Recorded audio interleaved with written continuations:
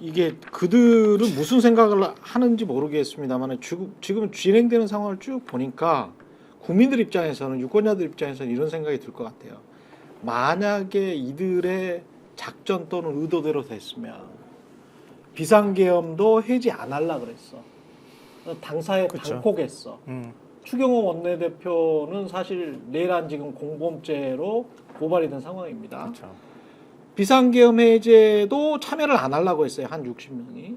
그리고 그 안에서 한동훈이 비상계엄 해제에 찬성을 하니까 그 다음부터는 지금 말씀하신 대로 한동훈 축출 작전이 한쪽에서는 벌어지고 있었고, 그리고 야 당론으로는 탄핵을 계속 반대해야 돼. 이거는 계속 유지를 했어. 12월 3일 이후로 비상계엄 해제된 이후로도 탄핵 반대를 계속 유지를 시키고 80한 5명이 실제로 반대를 했어. 근데 그 이유가 당 장악이야. 당 장악. 우리는 3년 반 남았으니까, 그리고 윤상현 말대로 1년 정도 지나면 국민들은 가로치고 가로 열고 개돼지라서 까먹으니까. 에? 그러면 윤상현 말대로 또는 누구의 말대로 그걸 까먹는다고 쳐요. 그 혼란이 그러면 이대로 다 됐으면 비상계엄 해제가 가까스로 됐는데 탄핵이 실제로 이제 반대가 된 거야. 204표가 아니고 199표로 반대가 됐어.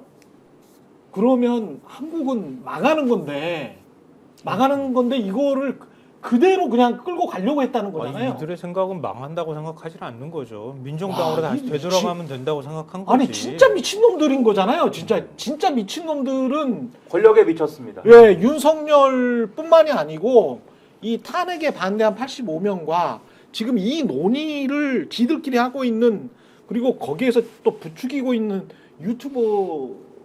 유튜버들이나 광화문 집회에 나가가지고 탄핵 반대를 외치고 있는 그냥 한 10%에서 한 20% 정도가 집단으로 미쳐 있는 거네. 그리고 그 사람들이 지금 대표라고 국회의사당을 일종의 점거하고 있는 거 아니에요. 100명 안팎이. 일단 기본적으로 윤석열과 한동훈은 정치의 역사를 몰라요. 그 권성동 생각 아십니까? 그 담화 보고 있다가 IC 했던 거. 그러니까. 이건 뭐냐면 너는 끝났어. 너는 끝났는데 가만히 있어야 되는데 왜 지금 그렇지. 지랄이야? 네. 이런 사고 방식을 가지고 있는 거고. 2016년, 2017년 경험이 있습니다. 일부는 나갔습니다만 버티면 이긴다고 생각하는 거예요. 버텼기 때문에 소위 이준석이든 누구든 다시 정권을 장악했습니다. 그 다음에 자기들 말대로 이재명, 오늘도 지금 한동훈 보니까는 이재명의 사법 리스크 타이머는 계속 돌아간다라는 얘기를 하는 것처럼 예. 언젠가 나한테 나의 기회가 올 거야. 지금 우리에게 중요한 건 당권을 최대한 버티는 게 최고야. 이걸 버텨낼 수만 있다면 언젠가 시간이 와. 윤석열 뭐 이런 다 필요 없어.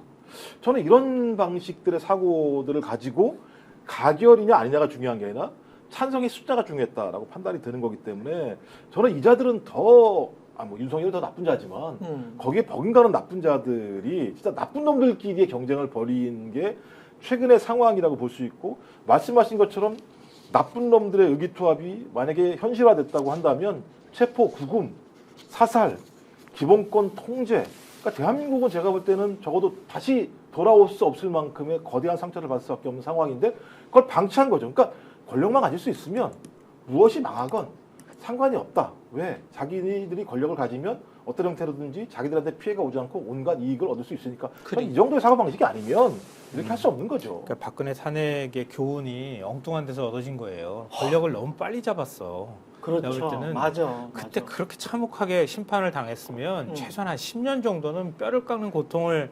겪어가면서 그렇지. 안에서 시끄럽기도 하고 영남당으로 존재해서는 안 되겠다고 얘기하면서 수도권 지향당으로 바꾸려고 하기도 하고, 그렇죠. 중간에 총선도 치러지면서 인적 구성도 바뀌었어야 되는 거거든요. 그러니까 쇄신의 기회를 오히려 잃어버린 거네. 네. 너무 빨리 권력을 잡다 보니까 이들한테 이 얻은 교훈이라고 하는 건 영남을 중심으로 똘똘 뭉치면 돼.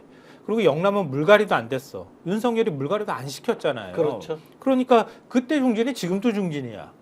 그러니까 야, 이거 버티면 우리가 이기네. 5년 만에 또 찾아오네 권력.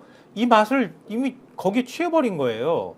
그러고 나니까 어떤 걸 해도 뻔뻔하게 나갈 수 있는 거야. 권성동이 말한 것처럼.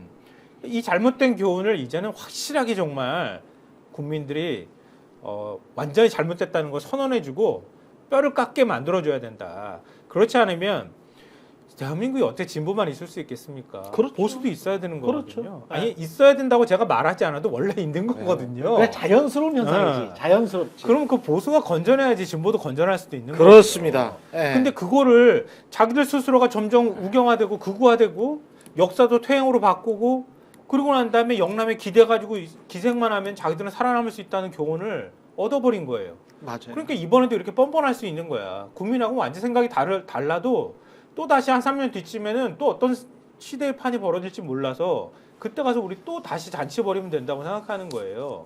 이번에는 사실은 국민들도 좀 더 각성해야 한다고 봐요. 맞습니다. 영남에 계시는 국민들도 마찬가지고. 예. 그러니까 이준석을 넣어서 잠시 개혁하는 척 했더니 다시 권력이 오더라. 요 패턴을 다시 반복할 가능성이 높거든요. 그렇습니다. 절대 속으면 안 된다는 걸 이번에 국민들이 보여줘야 된다고 봅니다. 저는. 근데 지금 저 서구로 당권 넘어서 이제 대권까지 생각하는 사람들은 이준석은 이미 선언을 했대. 나는 대권 나가겠다. 뭐 몸 풀려고 준비하는 것 같더라고. 예. 근데 명태균 파일에서 뭐가 더 나올지는 모르겠습니다만은. 예, 2차적으로 아마 명태균 문제가 다시 이제 시작될 거라는 생각이 들고요. 제 생각에는 그러니까 이게 지금 저희가 이렇게 얘기하고 되겠냐고 얘기하지만 나치 제3제국이 12년을 갔습니다. 12년. 12년을 갔어요. 1933년 바이마르 공화국이 무너졌습니다. 합법적으로 선거를 통해서 계속 유지가 된 시스템입니다. 그렇죠. 그러니까 말씀하신 것처럼 국민 여러분들께서 자각하고 각성해서 저 윤상현 같은 그 쓸데없는 얘기가 안 나오게 1년만 지나봐. 소위 젊은 개혁적 정치인이라고 하는 보수 정치인이라고 김대섭한테 하는 얘기가 1년만 기다려봐. 다 까먹어. 나 됐잖아라고 얘기하는 상황들이 나오고 그걸 또 공개적으로 얘기해요.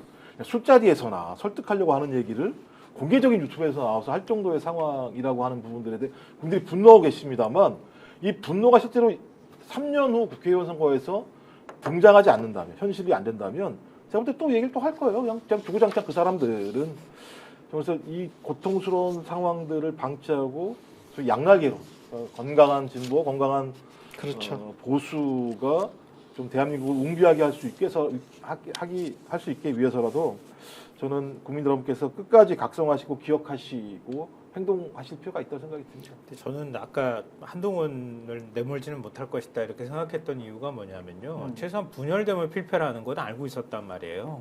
왜냐하면 19대 대선 탄핵 이후에 치러졌잖아요. 그러니까 치러졌을 때 결국 보수가 분열했던 거고요. 그때 그러니까 진짜 그 영남을 중심으로 해서 뭉쳤던 보수층은 24% 정도였단 말이에요. 홍준표 당시 후보가 얻었던 표. 근데 그렇게 해버리면은 뭐 이재명 대표의 사법 리스크고 뭐고 얘기할 필요가 없어지는 거예요. 그러니까 최소한 한동훈을 품어야 할 필요는 있었을 거라고 보고요.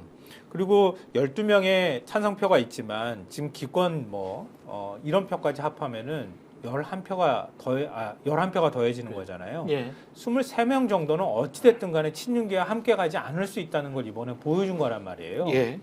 요 정도만 뜯어져서 나가거나 하더라도 아니 그 정도가 아니더라도 어찌됐든 한동훈 대표가 대선 출마를 선언하는 순간 국민의힘하고는 완전 돌아올 수 없는 강을 건너고 대선은 보나마나 결과가 될 것이다. 이렇게 했을 거기 때문에 또 권성동 원내대표가 자기가 뛰쳐나간 경험이 있잖아요. 그렇죠. 바른정당으로 뛰쳐나가가지고 만들었다가 다시 왔단 말이에요. 그렇지. 그러니까 최소한 그 정도까지는 안 갈 거라고 봤는데 결국은 한동훈 대표를 그만두게 했잖아요. 그럼 그게 우리 기대하고는 완전 정반대로 간 거란 말이에요. 최소한 안에서 시끌벅적하면서 싸우면서 권력투쟁도 하고 그러면서 국민의힘이 그나마 뭔가를 해나가는 노력이 있어야 하는데 그것조차도 용인이 안 되는 정당 분위기가 돼버렸다는 거죠. 그럼 이젠 친윤 중심으로 해서 똘똘 뭉치고 친한계는 당분간은 목소리 팍 죽이고 가만히 숨어서 지내는 것밖에 방법이 없단 말이에요. 스픽스는 말하는 언론입니다. 대세는 유튜브, 그중에서 스픽스. 좋아요, 댓글, 구독, 알림 설정. 여러분이 저희를 사랑해 주시고 우리가 여러분을 사랑하는 4가지 방법입니다.